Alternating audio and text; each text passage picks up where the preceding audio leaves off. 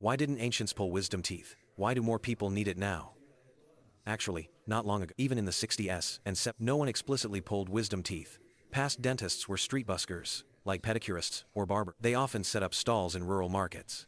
They had two secret remedies: pain relief powder and a tooth-dropping pill. First was for toothache and swelling. Second was for extraction. Patients just needed to cough or sneeze, and the decay fell out alone. Street tools were very simple.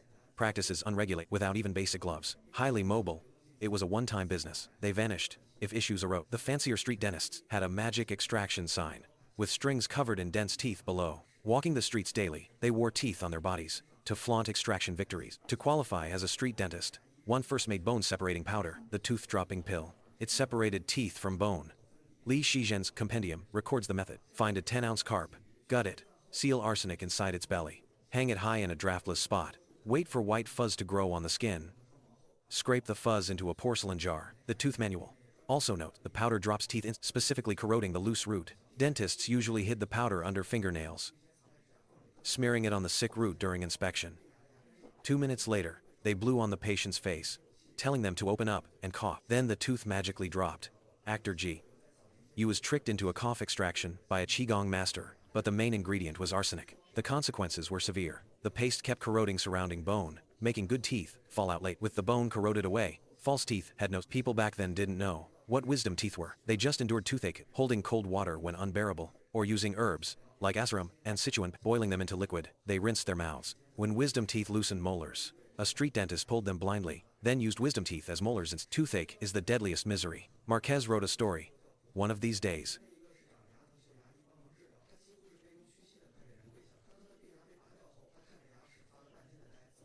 How does a tiny tooth torture a grown person so brutally?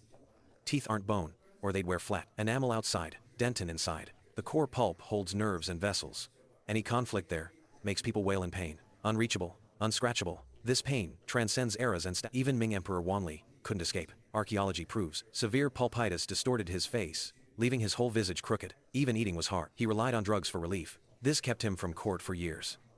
Deng Bout du Fu, besides nation worry, also fretted over his teeth. Facing toothache, he also just endured it. An outing planned with a friend was cancelled due to intense pain. He wrote a poem to his friend. 2 lines say, rain stops, dew dries, ache ease, I'll invite you to the valley then. Meaning when rain stops, and tooth pain heals, I'll invite you out to tour the tiger cave and see the dragon pool. La Terpuit Bai Yuyi. Struck by toothache, even he could only lie paralyzed, waiting for his wife's medicine. To distract himself, he even wrote a poem, Head and Toothache for 3 days, hoping the medicine brings relief. Today I can lift my head to first, if there is wine. Meaning, pain tortured me for 3 days. Today I finally can talk. First, I'll ask my if there's wine to soothe this ache. Also, the great lost teeth young from severe gum disease. His poem, Losing Teeth. Last year, front teeth fell. This, suddenly 6 or 7 gone. Han Yu lost all teeth by his late 30s. At 45, he wrote another poem, praising your strong, lasting teeth. Cutting big meat and hard bread like most of my teeth are gone. I have no thoughts of gourmet food. Spoonfuls of soft rice, chewing slowly like a cow. My family fears my melancholy, so chestnuts and pears are never. Meaning, because Han Yu had no, he used a spoon for soft, mushy rice, guiding it carefully into it, closing his mouth to chew slow, gentle and slow, like a cow ruminate. His family worried his bad teeth made him sad, so the plates never held chestnut or pears and other hard, chew. Since ancient times, fragile, made people rely on soft, overcooked food. The ancient wealthy loved tender, juicy dishes, which stemmed from poor dental health. Song Yu's poem for Ku Yuan listed this recipe. Tender beef shank, stewed thoroughly. A small veal leg. No chewing was, you could just swallow it down. Ancient severe tooth problems consequently caused soft to define high-end dining. The elite delicacies across cuisine, like Fujian's Buddha jumps over the wall, Shandong's ninefold, Sichuan's mapo. These delicacies all share one they are cooked until extremely soft, and such food, if you don't rinse after eat, easily sticks to your teeth. History records Bian Kui treating dental issues. The minister had tooth pain, diagnosed at Yangming Meridian.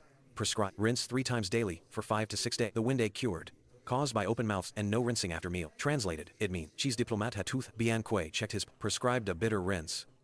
Told him to rinse daily, and it stopped hurting in day. Bian. The pain came from sleeping with mouth open, and not rinsing after eating. Rich, refined diets show wealth, but also cause jaw degeneration. Mongolians have wide faces from eating meat. Heavy chewing stimulation developed their jaws, just like the broad faces in old photos. Today, better living conditions and soft foods make our chewing weaker. Jaws gradually shrank smaller. V-shaped faces multiplied, while broad faces are rare now. Space left for wisdom teeth shrank, triggering pain or impaction issues. In the 60s and 70s, people ate too poor to afford sugar. They wanted dry, hard, chewy, and filled like hard bread, jerky, buns. They didn't spoil easily, making them easy for laborers to carry. Chewy, high-fiber foods digest, giving a lasting sense of fullness, crucial for heavy manual workers. Chewing also brought psychological satisfaction. So in the past, especially in rural areas, many people have well-developed jaws. They feel nothing, even growing wisdom teeth.